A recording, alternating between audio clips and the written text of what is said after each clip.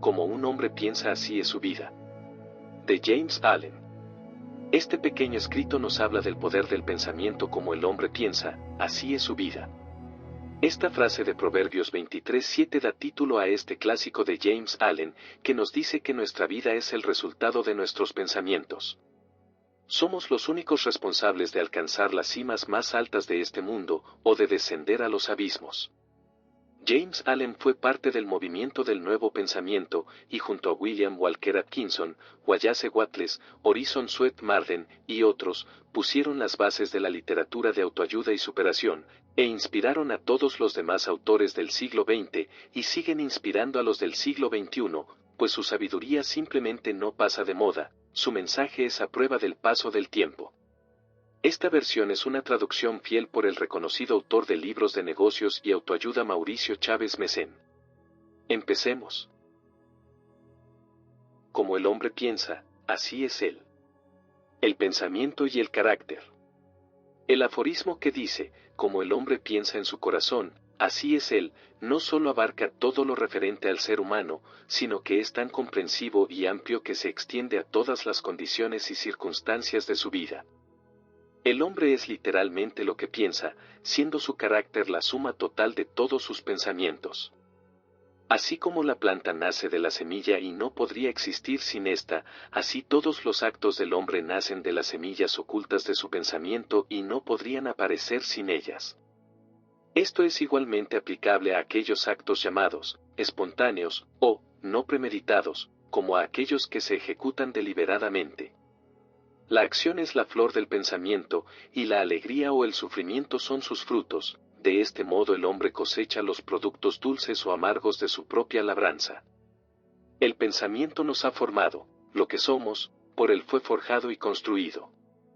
Si la mente del hombre contiene malos pensamientos, el dolor lo sigue como la rueda tras el buey que la arrastra. Si persevera en pureza de pensamiento, la alegría lo acompaña como su propia sombra, inevitablemente. El hombre no es una creación artificial, sino que se desarrolla por ley.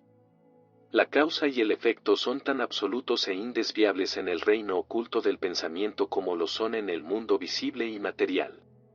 Un carácter noble y perfecto no es obra del favor o de la casualidad, es el resultado natural del continuo esfuerzo en el buen pensar, el efecto de una asociación largamente cultivada con el pensamiento de la perfección.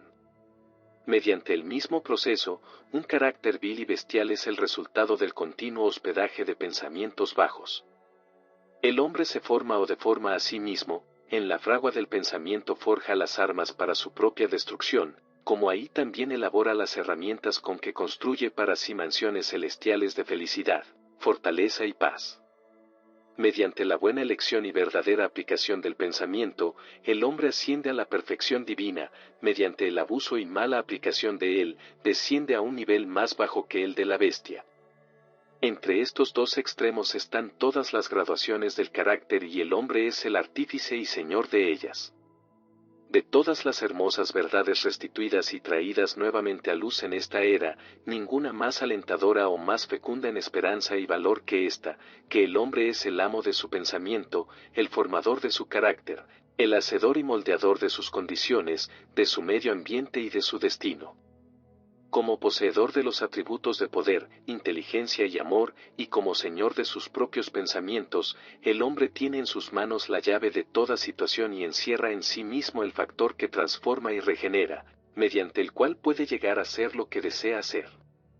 El hombre es siempre el amo, aun en su estado de mayor debilidad y abandono, pero, en su flaqueza y degradación, es amo culpable que gobierna mal su casa. Cuando empieza a reflexionar sobre su condición y a buscar diligentemente la ley sobre la cual está establecido su ser, entonces se convierte en amo juicioso que dirige sus energías con inteligencia y que forma sus pensamientos teniendo en vista resultados fructíferos. Tal es el amo consciente. El hombre solo puede llegar a serlo, descubriendo en sí mismo las leyes del pensamiento, cuyo descubrimiento depende totalmente de la aplicación, el análisis y la experiencia.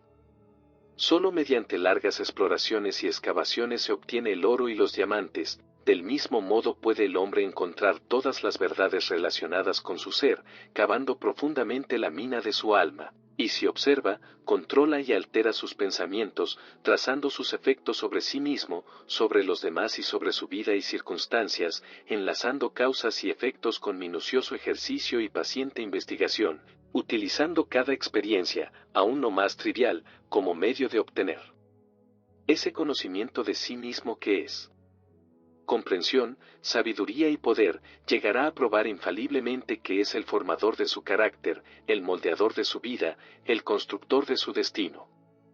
En este sentido, más que en ningún otro, es absolutamente cierta la ley, que dice: el que busque encontrará, y a aquel que golpeare le será abierto, pues solo con la paciencia, el ejercicio y la asidua insistencia, puede el hombre penetrar al templo del conocimiento. Efecto del pensamiento sobre las circunstancias. La mente humana es comparable a un jardín, el que puede cultivarse inteligentemente o bien dejarse abandonado, pero, ya sea en una forma o en la otra, inevitablemente tiene que producir. Si no se le siembra con semillas escogidas, abundantes e inútiles malezas brotan en él y siguen reproduciendo su especie. Tal como un jardinero cultiva su terreno, manteniéndolo libre de malas hierbas, desarrollando en cambio los frutos y flores que necesita, así puede el hombre cuidar el jardín de su mente, desmalezándolo de todos los pensamientos errados, inútiles e impuros, llevando hacia la perfección el cultivo de las flores y frutos de los pensamientos rectos, útiles y elevados. Siguiendo este procedimiento, tarde o temprano el hombre descubre que él es el maestro jardinero de su alma, el director de su vida. También descubre dentro de sí las leyes del pensamiento y comprende, con exactitud siempre creciente, cómo operan las fuerzas y los elementos mentales en la formación de su carácter, circunstancias y destino. El pensamiento y el carácter son uno, y como éste solo puede manifestarse y descubrirse gracias a las circunstancias y al medio ambiente, siempre se observará que las condiciones de vida de una persona están en relación armónica con su estado interno o mental. Esto no significa que las circunstancias en que se encuentre en un momento dado sean la indicación de todo su carácter, pero sí que esas circunstancias están tan íntimamente relacionadas con algún elemento vital de su propio pensamiento que por el momento dichas circunstancias son indispensables para su desarrollo. Toda persona se encuentra en la situación en que está en virtud de la ley que gobierna su ser, los pensamientos que ha amalgamado en su carácter la han conducido a esa situación.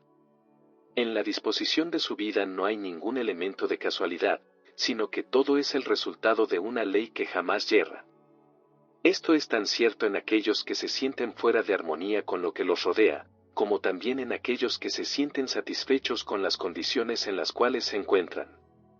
El hombre, como ser sujeto al progreso y a la evolución, se encuentra en su situación actual, sea cual sea, para que aprenda que él es susceptible de crecimiento, es decir, de desarrollo, y a medida que aprende la lección espiritual que cualquier circunstancia encierra para él, ésta desaparece y da lugar a otras. Las circunstancias maltratan al hombre mientras éste se cree víctima de condiciones externas, pero cuando llega a comprender que él es un poder creador y que puede gobernar el terreno y las semillas ocultas de su ser, de donde brotan las circunstancias, entonces llega a ser el verdadero dueño de sí mismo. Que las circunstancias brotan del pensamiento lo sabe todo aquel que por cierto tiempo haya practicado el dominio de sí mismo y la purificación de su ser, pues habrá notado que la alteración de las circunstancias de su vida ha sido en proporción exacta con la alteración de su condición mental.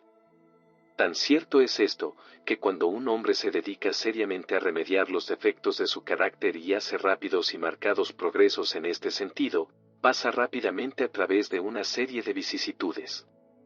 El alma atrae aquello que secretamente alberga, aquello que ama como también aquello que teme, alcanza la cumbre de sus aspiraciones más anheladas o cae al nivel de sus deseos más impuros, siendo las circunstancias que se le presentan los medios por los cuales ella recibe lo que le pertenece, es decir, lo que corresponde a su íntimo sentir. Toda semilla de pensamiento sembrada voluntariamente o que hemos permitido caer y arraigar en la mente, produce aquello que le es propio, floreciendo tarde o temprano en la acción, aportando sus propios frutos de oportunidades y circunstancias. Los buenos pensamientos aportan buenos frutos, los malos pensamientos malos frutos. El mundo externo de las circunstancias toma forma de acuerdo con el mundo interno del pensamiento, y tanto las condiciones agradables como las desagradables son factores que concurren al bien absoluto del individuo. Como cosechador de sus propias siembras, el hombre aprende tanto con el sufrimiento como con la felicidad.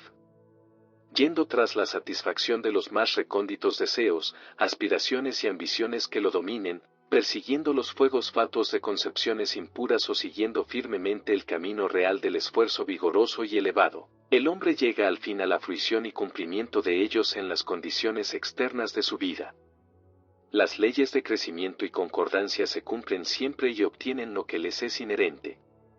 No se llega a la cárcel o al presidio por la tiranía de la suerte o de las circunstancias, sino por el sendero de los pensamientos abyectos y de los deseos bajos. Ni tampoco un hombre de mente pura cae súbitamente en el crimen bajo la presión de una mera fuerza externa. El pensamiento criminal, desde tiempo atrás, fue secretamente alentado en su corazón, y la hora de la oportunidad reveló su acumulado poder. Las circunstancias no hacen al hombre, lo revelan a sí mismo. No puede existir el descenso al vicio, con sus correspondientes sufrimientos, sin que existan inclinaciones viciosas, ni el ascenso hacia la virtud y su felicidad pura sin el cultivo continuo de aspiraciones virtuosas. El hombre, por consiguiente, como señor y dueño del pensamiento, es el que se forma a sí mismo, como también es el modelador y el autor de lo que lo rodea.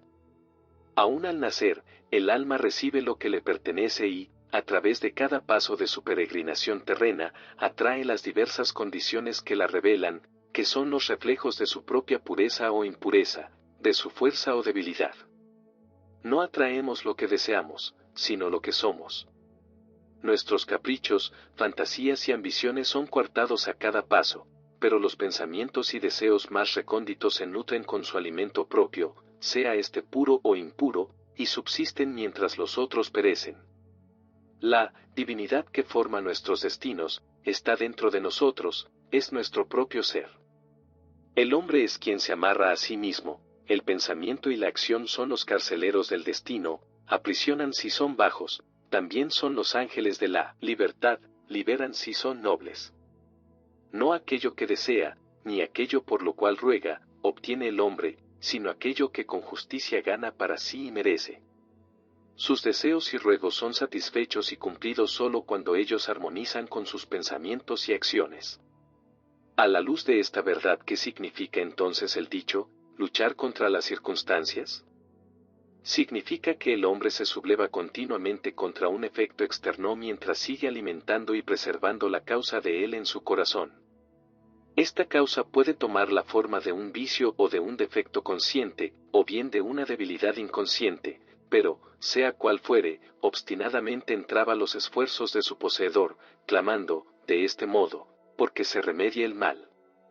Todos ansían mejorar de circunstancias, pero nadie está dispuesto a mejorarse a sí mismo, por consiguiente, siguen ligados a sus males. Aquel que no retrocede ante el sacrificio nunca dejará de realizar el anhelo de su corazón. Esto es tan cierto de las cosas materiales como de las espirituales. Aun aquel cuyo único fin es adquirir riqueza debe estar preparado para hacer grandes sacrificios personales antes de poder lograr su objeto, con cuánta mayor razón aquel que desea llegar a realizar una vida poderosa y serena. He aquí a un hombre miserablemente pobre. Anhela mejorar de situación, sin embargo, esquiva el trabajo y considera justificado el tratar de engañar a quien lo emplea, alegando que su sueldo es insuficiente. Un hombre como este no comprende ni los más sencillos rudimentos de aquellos principios que son la base de la verdadera prosperidad, y no solo está totalmente incapacitado para salir de su miseria, sino que, debido a los pensamientos indolentes, falaces e innobles que mantiene y con los cuales actúa, se atrae miserias aún más hondas que las que lo aquejan al presente. He aquí a un rico, víctima de una enfermedad dolorosa y persistente, resultado de su gula. Está dispuesto a dar grandes sumas de dinero para librarse de su mal, pero no está dispuesto a sacrificar su glotonería, quiere satisfacer su gusto por los manjares suculentos y antinaturales, y al mismo tiempo tener salud. Un hombre como este está completamente incapacitado para gozar de ella porque aún no ha aprendido los primeros principios de una vida sana. Aquí tenéis a un contratista que adopta medidas torcidas para evitar el pago del salario reglamentario y, con la esperanza de hacer mayores ganancias, reduce el jornal de sus trabajadores. Este hombre está incapacitado para la prosperidad y cuando se encuentra en quiebra, tanto de reputación como de fortuna, culpa a las circunstancias, no sabiendo que solo él es el autor de su infortunio. He introducido estos tres casos simplemente para ilustrar la verdad de que el hombre es el causante, aunque casi siempre inconsciente, de las circunstancias de su vida, y que, a pesar de que aspira a un fin bueno, continuamente frustra su realización por medio de pensamientos y deseos que no pueden armonizar con dicho fin. Casos como los citados podrían multiplicarse indefinidamente, pero no es necesario hacerlo. Si a ello se resuelve, seguir la acción de las leyes del pensamiento en su propia mente y en su propia vida y, mientras no lo haga, meros hechos externos no podrán servirle como base de razonamiento. Sin embargo, las circunstancias son tan complicadas, el pensamiento tiene raíces tan profundas y las condiciones de felicidad varían tanto según los individuos, que el completo estado de alma de una persona, aunque conocido por ella misma, no puede ser juzgado por otra bajo el solo aspecto externo de su vida. Un hombre puede ser honrado en cierto sentido y, no obstante, sufrir privaciones, puede ser desleal en ciertas cosas, y sin embargo adquirir riquezas. Pero la conclusión a que generalmente se llega de que el uno fracasa precisamente por su honradez, y que el otro prospera precisamente en virtud de su fraudulencia, es el resultado de un juicio superficial que presume que el fraudulento es un hombre completamente corrompido, y que el honrado es enteramente virtuoso. A la luz de un conocimiento más profundo y de una experiencia más vasta, este juicio resulta erróneo. Puede que el fraudulento tenga admirables virtudes que el otro no posee, y el honrado vicios censurables ausentes en el primero. El hombre honrado cosecha los buenos resultados de sus pensamientos y actos honrados, y también atrae sobre sí los sufrimientos que sus vicios producen. El hombre fraudulento cosecha igualmente su propio sufrimiento y felicidad, de acuerdo con sus propios defectos y virtudes.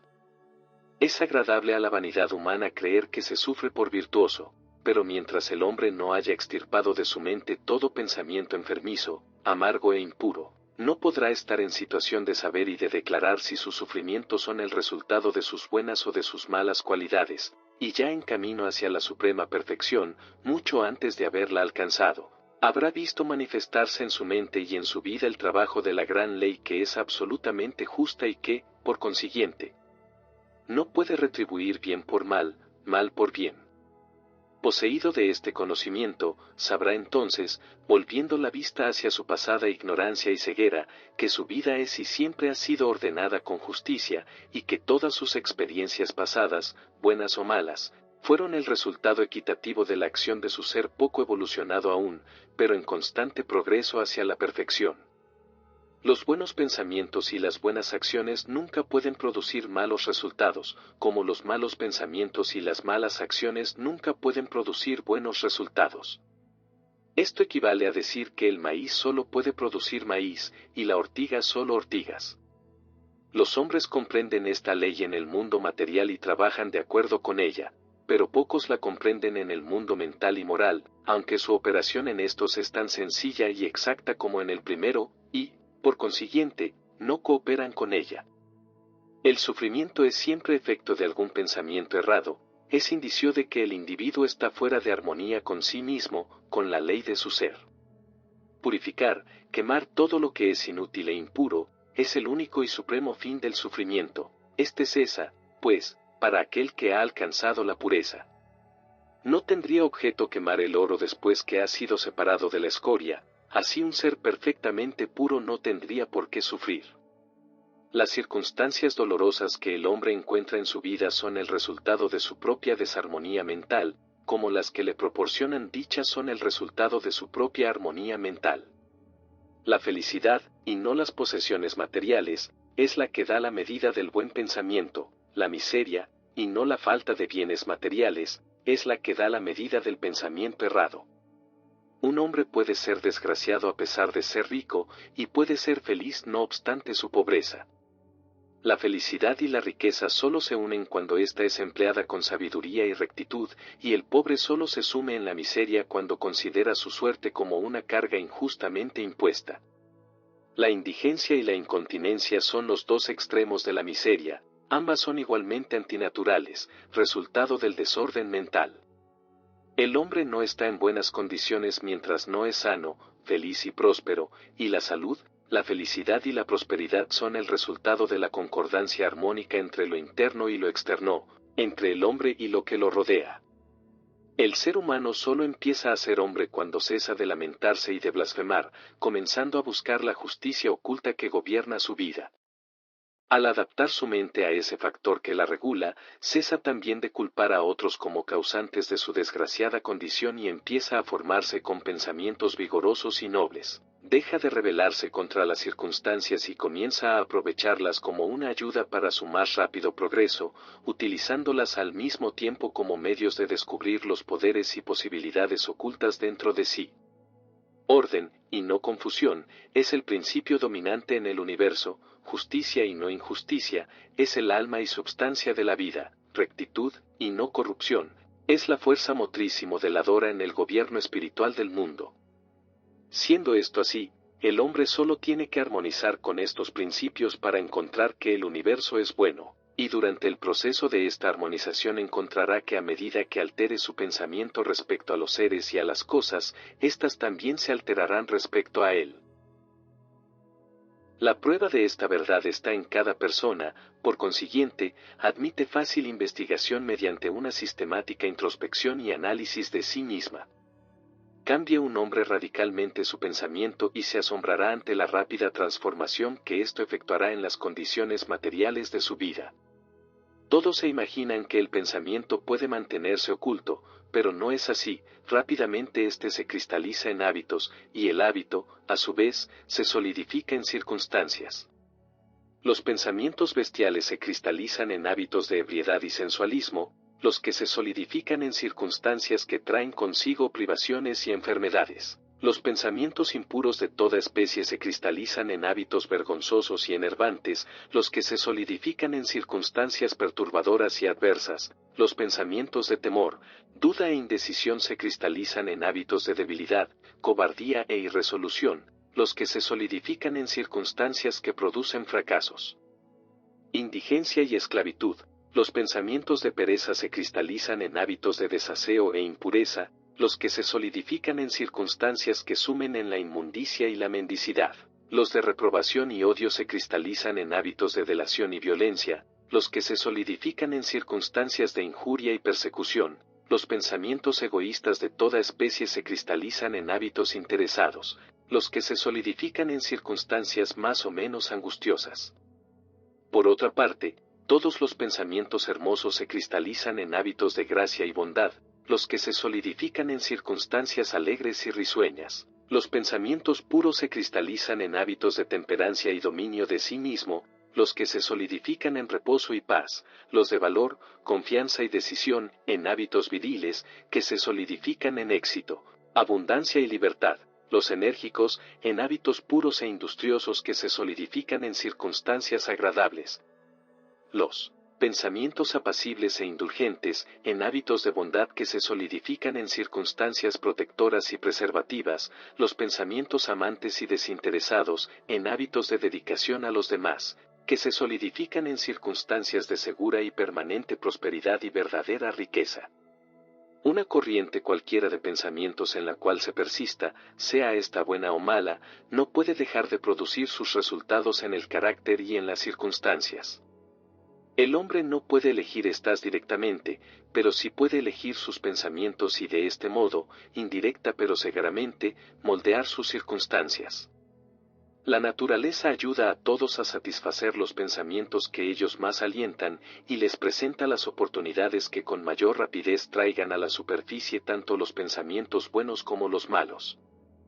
Cese un hombre en sus pensamientos pecaminosos y el mundo entero se suavizará hacia él y estará pronto para ayudarlo.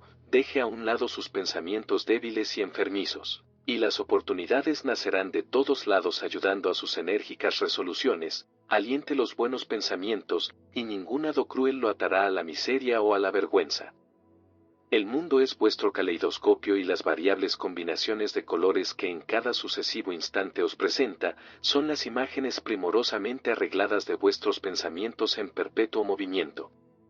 Seréis aquello que tengáis la voluntad de ser. Dejad que el fracaso encuentre su falsa satisfacción en ese pobre mundo, el medio ambiente. El espíritu lo desdeña, es libre, domina al tiempo y conquista el espacio, amedrenta esa jactanciosa engañadora, la suerte, y manda a la tirana circunstancia bajar de su trono y ocupar el sitio de una servidora. Aunque intervengan murallas de granito, la voluntad humana, esa fuerza invisible, progenie de un alma inmortal, puede abrirse camino hacia cualquier meta.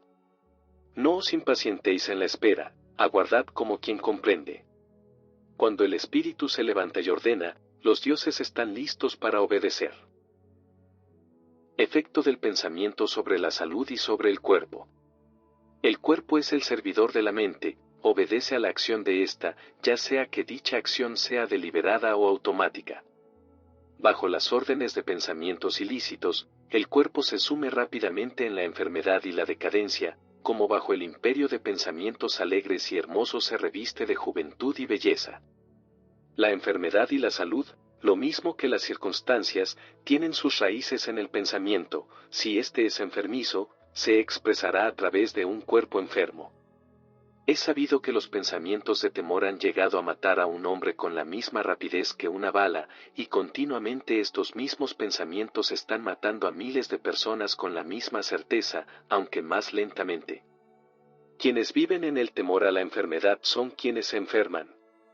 La inquietud desmoraliza rápidamente todo el organismo, dejándolo a merced de la enfermedad, y es así que los pensamientos impuros, aunque no satisfechos físicamente, pronto quebrantan el sistema nervioso. Los pensamientos enérgicos, puros y alegres, dan gracia y vigor al cuerpo.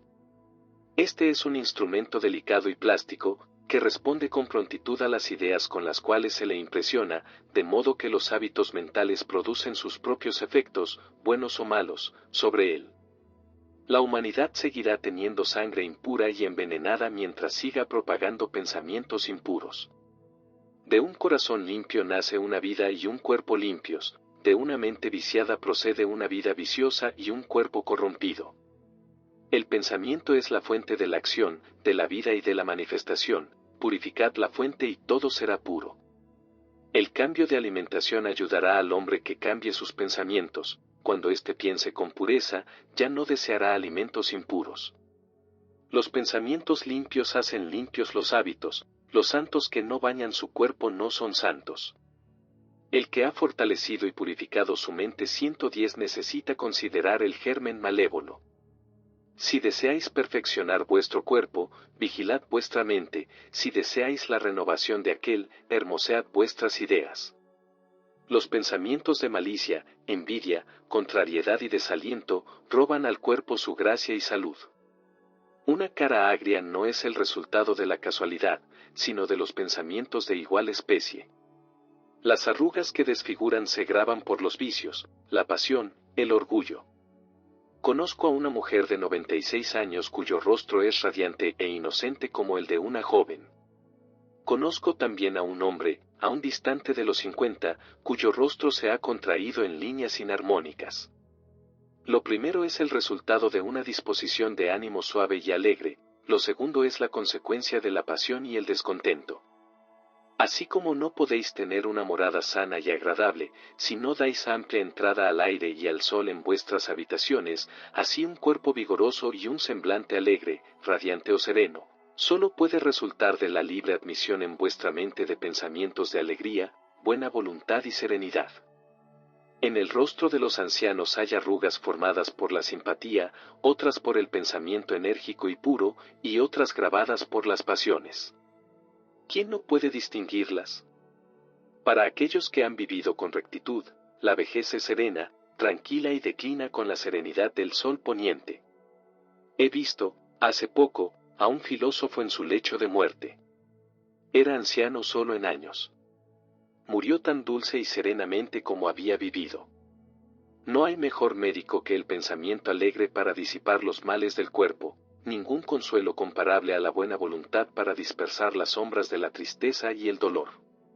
Vivir continuamente en pensamientos de mala voluntad, suspicacia o envidia, es confinarse por sí mismo en una celda de prisión, pero pensar bien de todos, ser alegre con todos, aprender pacientemente a encontrar lo bueno en todos, tales son los pensamientos generosos que forman la portada del cielo. Quien vive en pensamientos de paz para con todos, ha de sentirla en sí en toda su plenitud. El pensamiento y el propósito. Mientras el pensamiento no se una al propósito, no habrá obra inteligente y efectiva. En la mayoría de las gentes la barca del pensamiento va a la aventura sobre el océano de la vida. La falta de objetivo es un defecto, y tal desorientación no debe existir si se quiere evitar catástrofes y destrucciones. Aquellos que no tienen un propósito primordial en su vida, caen fácil presa de las preocupaciones mezquinas, temores y aflicciones, todo lo cual revela debilidad y conduce, con la misma certeza que las faltas premeditadas, aunque por diverso camino, al fracaso, al sufrimiento, a la desgracia, pues la debilidad no puede persistir en un universo generador de energías. El hombre debe concebir en su corazón un propósito lícito y dedicarse a su consecución, debe hacer de él el eje de sus pensamientos. Puede que dicho propósito sea un ideal espiritual o bien un fin material, según el estado evolutivo del hombre al concebirlo, pero, sea cual fuere, debe él centralizar toda su fuerza mental en el objetivo que se ha propuesto y hacer de este su deber supremo, dedicándose a alcanzarlo y sin permitir que sus pensamientos se distraigan en fantasías efímeras, en inquietudes o imaginaciones. Este es el camino real que lleva al dominio de sí mismo y a la verdadera concentración del pensamiento.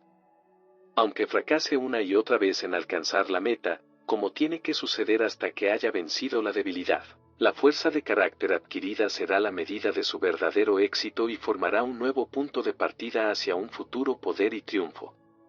Los que no están preparados para la concepción de un gran propósito, deben fijar sus pensamientos en el cumplimiento perfecto de su deber, por insignificante que su tarea les parezca. Solo de este modo pueden congregarse y focalizarse los pensamientos, llegando a desarrollar resolución y energía, conseguido lo cual nada hay que no pueda llevarse a cabo.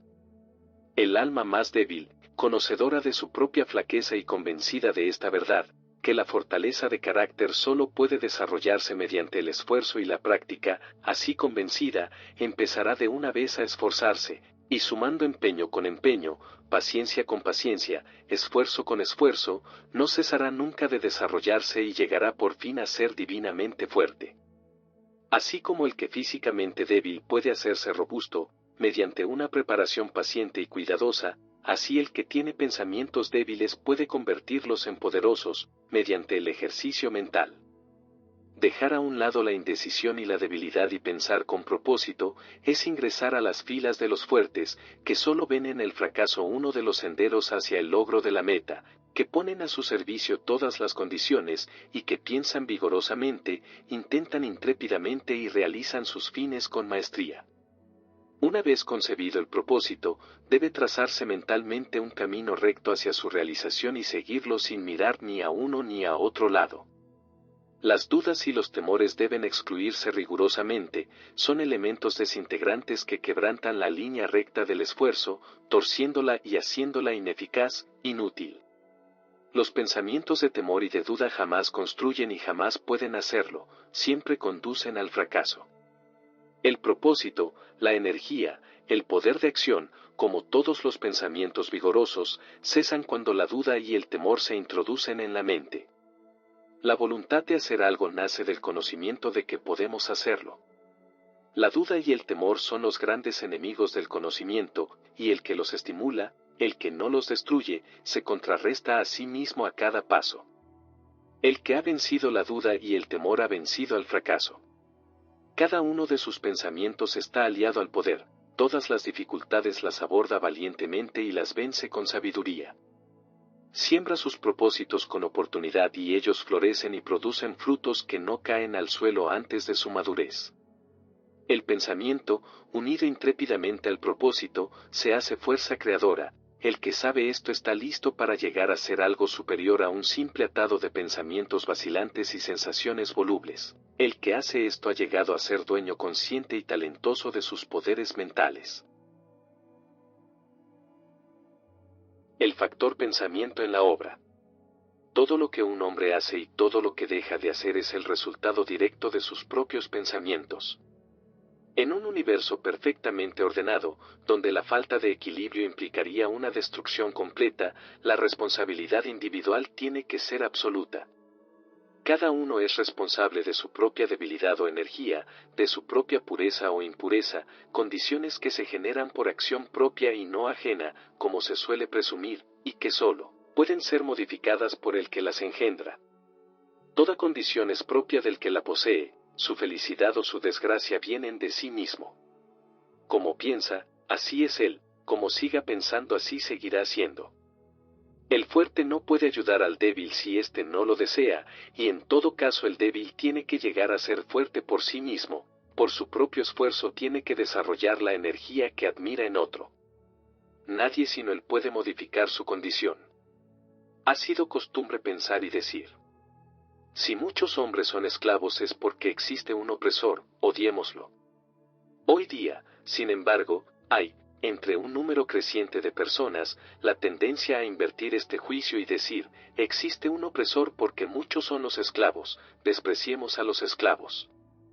La verdad es que esclavos y opresor son cooperadores en la ignorancia, y que, aparentando atormentarse los unos al otro, en realidad solo se atormentan a sí mismos. El conocimiento perfecto constata la acción de la ley en la debilidad del oprimido y en el mal aplicado poder del opresor. El amor perfecto, viendo el sufrimiento que ambas condiciones implican, no condena ni al uno ni al otro. La compasión perfecta abraza tanto al opresor como al oprimido. El que ha vencido la debilidad y ha dejado a un lado todo pensamiento egoísta, no pertenece ni a los opresores ni a los oprimidos. Es libre. El hombre solo puede levantarse, vencer y hacer obra, elevando sus pensamientos, y solo negándose a ello puede permanecer débil, abyecto y miserable.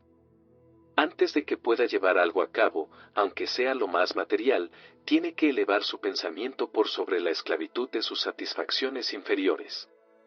Puede que no necesite renunciar a toda animalidad y egoísmo para llegar al éxito, pero, en parte al menos, tendrá que sacrificar estos goces de su baja naturaleza.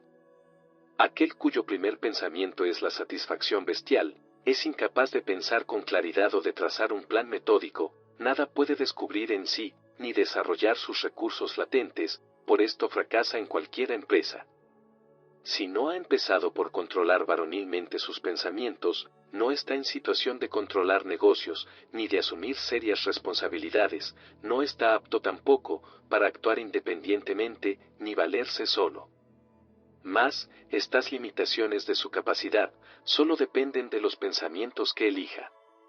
No puede haber progreso ni obra sin sacrificio, y el éxito siempre está en relación directa con la magnitud de aquel, o sea, con la cantidad sacrificada de pensamientos confusos de naturaleza animal, para fijarse, en cambio, la mente en el desarrollo del plan elegido, fortificando así la resolución y la confianza en sí mismo. Mientras más se eleve el pensamiento, mientras más varonil, recto y noble se haga el hombre, mayor será su éxito y más fructífera y duradera su obra. El universo no favorece a los codiciosos, a los fraudulentos ni a los viciosos, aunque mirando solo la superficie de la vida, a veces, parece ser así. Ayuda a los honrados, a los magnánimos, a los virtuosos. Los grandes maestros de todas las épocas así lo han declarado en distintas formas, y para probarlo y saberlo, solo hay que empeñarse en hacerse más y más virtuoso, mediante la elevación del pensamiento. Los progresos intelectuales son el resultado de la idea consagrada a la investigación del conocimiento, de lo bello y de la verdad en la vida y en la naturaleza. Pueden estos progresos estar unidos a veces a la vanidad y a la ambición, pero no son ellos el resultado de estas características, sino de largo y arduo esfuerzo y de pensamientos puros y generosos. Los progresos espirituales son la consumación de sagradas aspiraciones. El que vive constantemente en la concepción de pensamientos nobles y elevados, que solaza su mente en la pureza y la generosidad, llegará a ser, con la misma certeza con que el sol llega a su cenit o la luna a su plenitud, noble y sabio en carácter, elevándose a una posición de influencia y de bien. La obra, de cualquier índole que sea, es siempre la coronación del esfuerzo, la diadema del pensamiento. Mediante la ayuda del control de sí mismo, de la resolución, de la pureza, de la rectitud y del pensamiento bien dirigido, el hombre asciende, bajo la influencia de la animalidad, de la indolencia, de la impureza, de la corrupción y de la confusión del pensamiento, el hombre desciende. ¿Puede un hombre alcanzar un gran éxito en el mundo y aún llegar a elevadas alturas en el plan espiritual, y de nuevo caer en la debilidad y la miseria por dejar que lo posean pensamientos vanidosos, egoístas y corrompidos? Las victorias alcanzadas mediante el buen pensar, solo pueden mantenerse por la vigilancia. Muchos se descuidan una vez asegurado el éxito, y rápidamente vuelven a caer en la falta. Toda obra, ya sea en el mundo material, en el intelectual o en el espiritual, es el resultado del pensamiento dirigido hacia un fin determinado, está gobernada por una misma ley y sujeta a un mismo método. La única diferencia consiste solo en la índole del fin que se persigue. El que poco desea, poco tendrá que renunciar, el que a mucho aspira, mucho tendrá que sacrificar. A grandes alturas, grandes sacrificios. Visiones e ideales. Los idealistas son los salvadores del mundo. Así como el mundo visible se sostiene en el invisible, así los hombres, a través de todas sus pruebas, sus faltas e inclinaciones sórdidas, se nutren de las hermosas visiones de los soñadores solitarios. La humanidad no puede olvidar sus idealistas, no puede dejar que los sueños de estos palidezcan y mueran, vive en ellos, sabe que esos sueños son las realidades, que algún día contemplará y conocerá. Compositores, escultores, poetas, pintores, profetas, sabios, he aquí los constructores del más allá, los arquitectos del cielo. El mundo es hermoso porque ellos han vivido, sin ellos la humanidad, fatigada, perecería. El que alimenta una hermosa visión, un noble ideal, lo verá realizado algún día.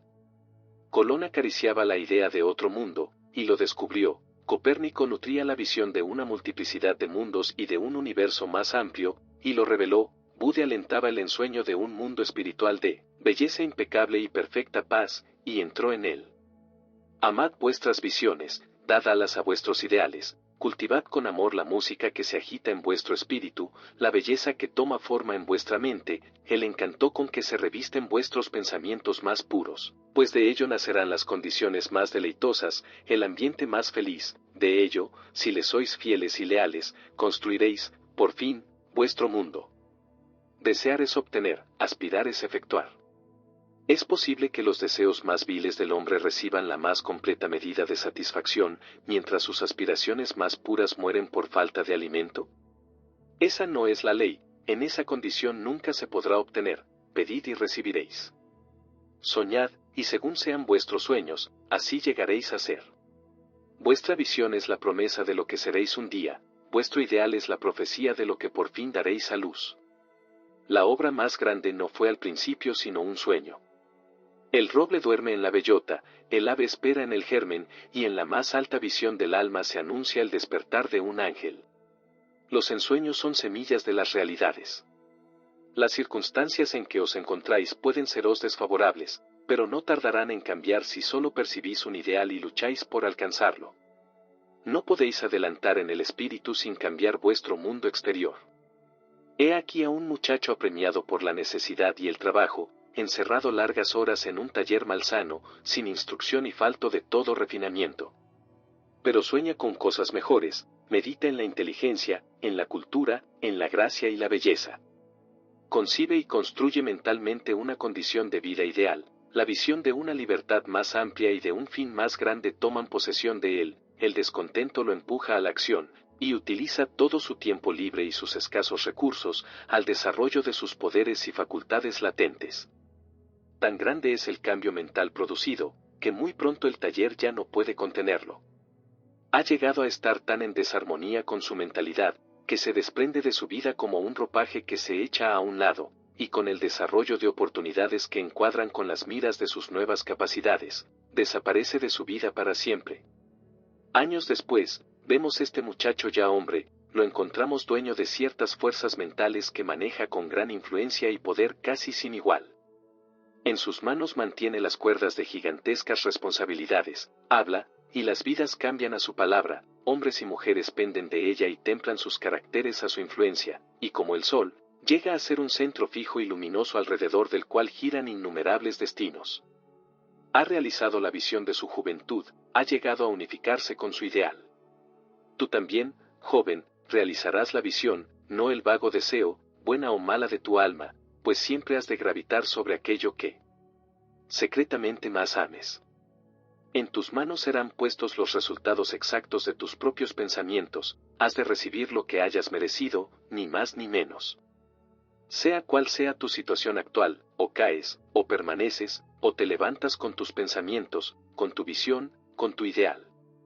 Te harás tan pequeño como tu deseo dominante, o bien, como lo dice tan hermosamente Stanton Kirkham Davis. Puede que seas tenedor de libros, y en un momento dado salgas por la puerta que tanto tiempo ha parecido una barrera a tus ideales y te encuentres ante el público, la pluma todavía tras de la oreja, las manchas de tinta aún en tus dedos, y ante él se desborde el torrente de tu inspiración. Puede que seas ovejero, llegarás a la ciudad, palurdo y admirado, vagarás bajo la intrépida dirección del espíritu y has de llegar al estudio del maestro, que, después de un tiempo, te dirá, nada más puedo enseñarte. Y entonces serás tú el maestro, tú, que poco tiempo ha, soñabas grandes sueños mientras conducías tus ovejas. Los inconscientes, ignorantes y desidiosos, viendo solo las apariencias de las cosas y no las cosas en sí, hablan de suerte, de fortuna, de casualidad. Viendo a un hombre hacerse rico, dicen, qué afortunado es. Observando que otro llega a ser un intelectual, exclaman, qué favorecido. Y fijándose en la santidad y vasta influencia de un tercero, agregan, cómo lo ayuda la suerte a cada paso. No saben de las pruebas, los fracasos y las luchas que estos hombres han enfrentado voluntariamente para obtener su actual experiencia, no tienen idea de los sacrificios que han hecho, del indomable esfuerzo desplegado, de la fe ejercitada para llegar a vencer lo aparentemente insuperable y realizar la visión de su alma. No saben de la obscuridad y de las angustias, solo ven la luz y la alegría, y lo llaman suerte, no ven la larga y penosa jornada, sino que solo contemplan la meta agradable, y la llaman buena fortuna. No comprenden el procedimiento, sino que perciben el resultado, y lo llaman casualidad. En todo lo humano, hay esfuerzos y hay resultados, siendo la fuerza de lo primero la medida de lo segundo. La casualidad no existe. Dones, poderes, posesiones materiales, intelectuales o espirituales, todos son frutos del esfuerzo, son pensamientos ya completos, fines cumplidos, visiones realizadas. La visión que glorificáis en vuestra mente, el ideal que entronizáis en vuestro corazón, esto es lo que formará vuestra vida, esto lo que llegaréis a ser. Serenidad. La serenidad mental es una de las hermosas joyas de la sabiduría, es el resultado de un largo y paciente esfuerzo en el control de sí mismo. Su presencia indica madura experimentación y un conocimiento más que corriente de las leyes y operaciones del pensamiento.